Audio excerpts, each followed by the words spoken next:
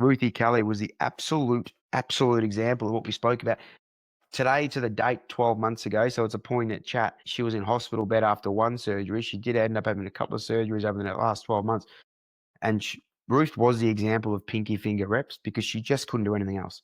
So apart from the fact you're being cut open, you're in a hospital bed, you can't move at all. You're trying to still work. You're still trying to got the young kids, husband, all that stuff.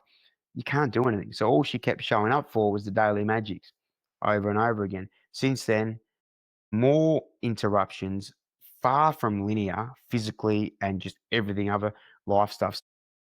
If she was saying this is a perfect story, it's 3, 6, 5 days like this, but that's not, it's impossible. It's never going to happen. So Roof's was far from without it. It was like this. It was like this backwards. And then the pinky finger reps set the mindset in place. So that made it steel. Nothing else mattered because she had this steel. So every other jab she copped, she was rolling with it. Goes, yeah, roll. Because she could come back to her system, her steel trap, her concrete base. She built that in hospital. Sunday just gone, she did a half Ironman. A half Ironman, 1.9K, 90, and the half marathon. Yes, her body was sore because she'd only had a few months to prep, and her body in training did let her down because of volume stuff, but not the mindset and not the fitness and not the health. She looked amazing. And their friends were saying she was the happiest person in agony that they've ever seen. How can someone love the agony that much? Because it is just it's a privilege. The pain's a privilege. And it starts from those little mindset blocks. But 400 days for nearly for Ruthie. So that's kind of where you got Adam Austin and Ruthie. But this is my fault. I've done every 100-day heroes, and this one was a bit clunky at the start, but otherwise I've been religious with the morning magics. But then, as I said, I've kind of reset and got here. The last 100 days, it's been this, I think I was talking to Shell about this. It's like just been this slow surrendering of everything that served me in my life up until this point no longer serves me. And I just couldn't carry the weight of it anymore.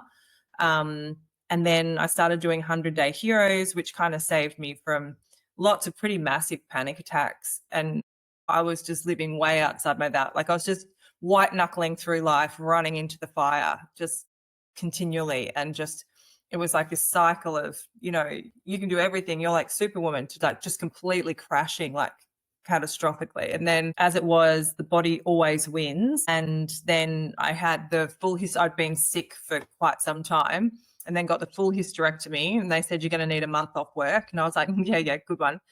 And had 10 days off work and, paid the price for it. It's like the body's like, no.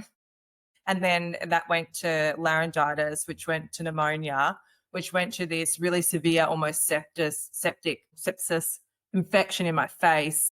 Then I had major facial surgery where they took out bits of my bone, a tooth. It went through to my sinus. So then they had to do like a cheek fat transplant and a gum graft and like just to fix my face because this infection would have killed me otherwise. So it's just like the body always will force your hand to just like calm down. And then during this time, just being at home more, I realized that my daughter was actually really unwell.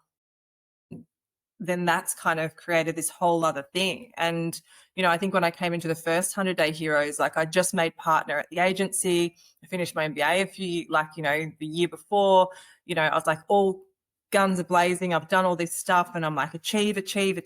And then I was like, oh my gosh, I need to stop everything. And it's not been linear. It's been one thing after another. And just previously it was like, that the need to achieve was so connected to my self-worth, and I was consistently cruel to myself. And even like doing events and things, it was almost like to put myself through pain because it was almost a bit of a cruel thing, not a joyful thing. And